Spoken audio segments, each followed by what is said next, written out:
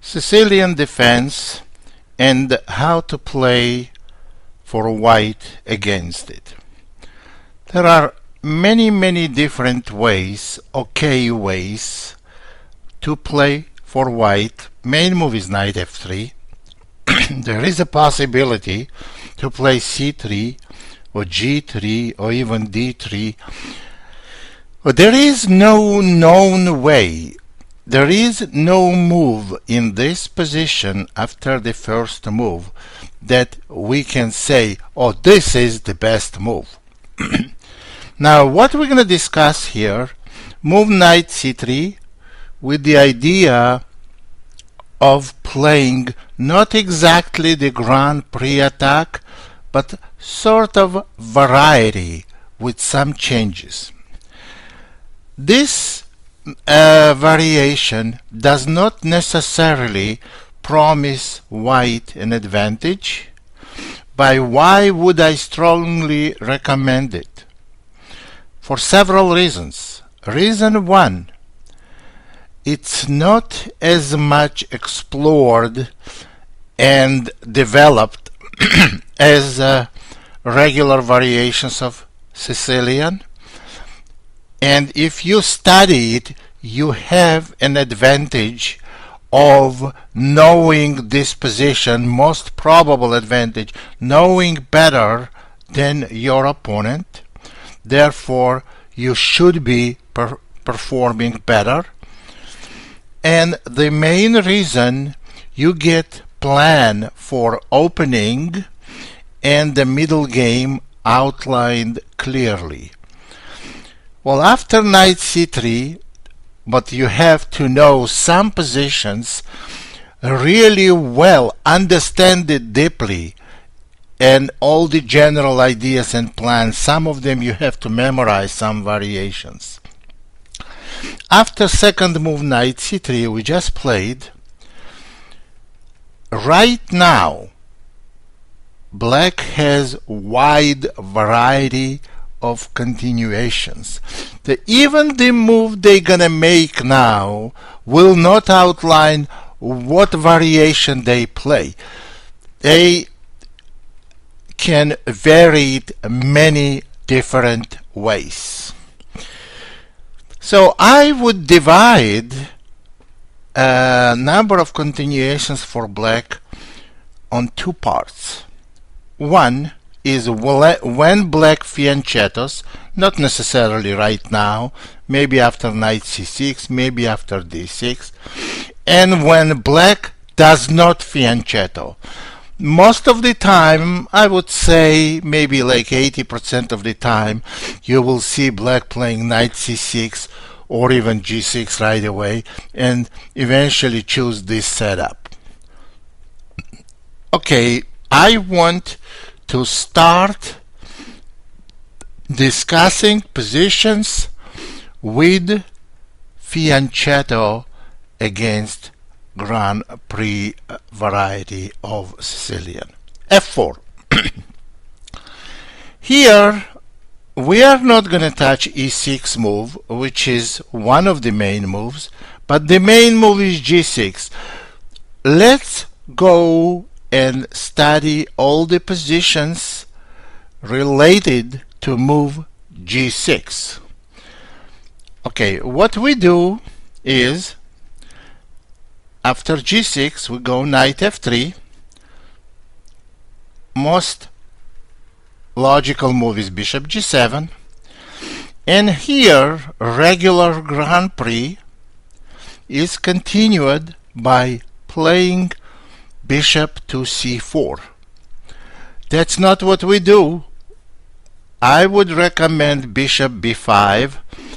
This has strong positional basis, this move, as well as the idea of building direct kingside attack. In this position, black has practically three main variations. One is knight d4, d6 and e6. Well, the most popular, I would say, knight d4, but it doesn't matter whether it's most popular or not. You have to be equally prepared for any of the continuations black might choose here. Well, knight d4. After knight d4, the move I would recommend would be castling. Now black has a choice to take the bishop on b5 by playing knight takes b5, or just leave the bishop on b5 and continue development. Again, let's start with knight takes b5, which I would say the most logical move. After knight takes b5, knight takes b5, and here black has practically two continuations. One is knight f6 or d6, which I would say is the same continuation, because it's d6 followed by knight f6, or it's knight f6 followed by d6. I would say this is the same thing, even if black plays a6 first, knight c3, and now d6, because the way white plays in this position remains exactly the same. Plan is the same. For example, d3, queen e1, queen h4. We have to do that no matter in what order black plays, assuming black is putting knight on f6 in general. So, in this position, here is the position, black just took on b5 and went d6. d6, again, knight f6 and a6 is the same. Now let's see how this may continue. d6, we go d3 or castle. This is unimportant. We have to castle followed by d3 or play d3 followed by castle. This is the same thing. Knight f6, d3, castling, and I would go here voluntarily knight c3. Now you have to realize it's virtually impossible to learn this opening and to play well this opening if you want to memorize move by move. No, this is the type of position that you have to memorize, the type of position, not exact position. What is the type? White's light square bishop exchanged for black's knight. So white's light square bishop is gone and black's queenside knight is gone. Black knight is on f6. In these positions, which will happen maybe like a 70% of the time, the plan is queen e1, queen h4, f5. This is the plan. Normally with this kind of a pawn structures, black tries to play rook b8, b5, b4. Now, let's see how this may develop. We go queen e1, rook b8. We have to know here, black wants to go b5, or black may go bishop d7 followed by b5. This makes no difference at all. we do the same thing, except for if black plays bishop g4. Now remember, there are three pieces that are vital for white's kingside attack. Three pieces are queen on e1, knight on f3, and bishop on c1. We have to keep three pieces alive. But right now, black wants to take our knight on f3. So therefore, we need to preserve this knight. We go knight f3 to d2. It's a bad position for knight, very bad, but it's temporary. Now notice that we are threatening to go f5, followed by h3 and trap the bishop. Black would go probably bishop d7 back. Now we may go h3, and after b5, black started their queenside counterplay. We're gonna come back knight f3. So one tempo does not make any difference here. I want you to realize that knight on f3, bishop on c1, and queen on e1, you have to keep all three pieces, all these three pieces, in order for your attack to be successful. b4, knight e2.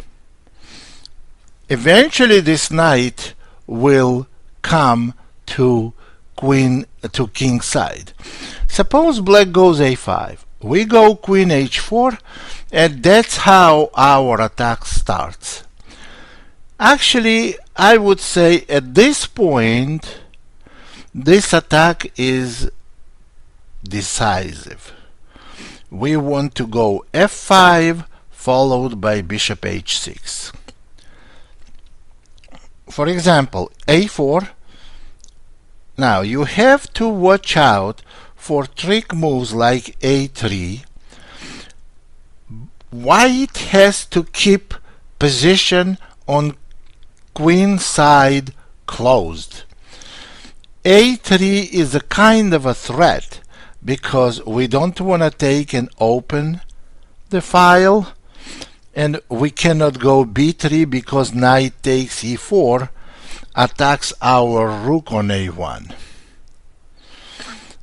So the good move will be prophylactic move rook to b1. Now on a3 we can go b3. How will this attack continue? Suppose black goes rook b8, f5. This attack is already unstoppable.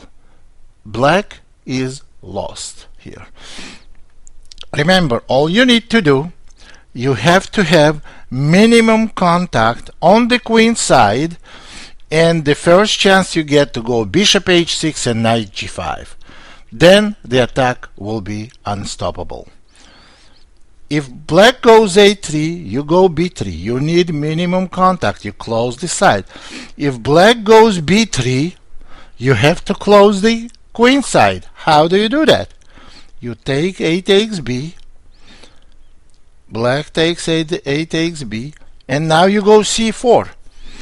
You see, the queen side is blocked. And bishop h6 is next move.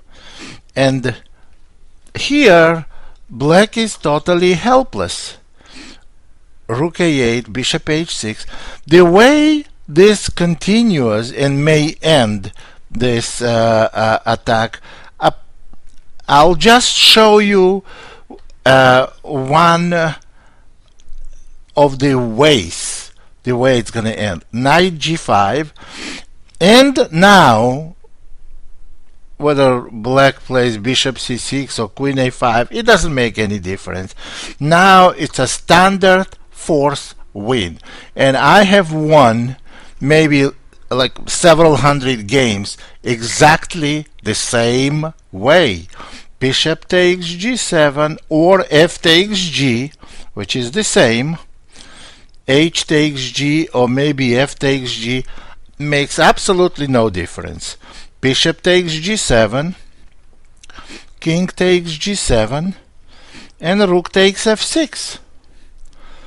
This standard combination, standard rook sacrifice, is so primitive and so powerful that black has almost no defense. Now, taking with rook will lead to a checkmate, check, and a mate. And obviously taking with a pawn will be checkmate in one move. And taking with a king will also lead to checkmate by rook f1 check. Now on king g7, queen takes h7. And on king e5, simply queen g3. This is a standard way of blasting black's position.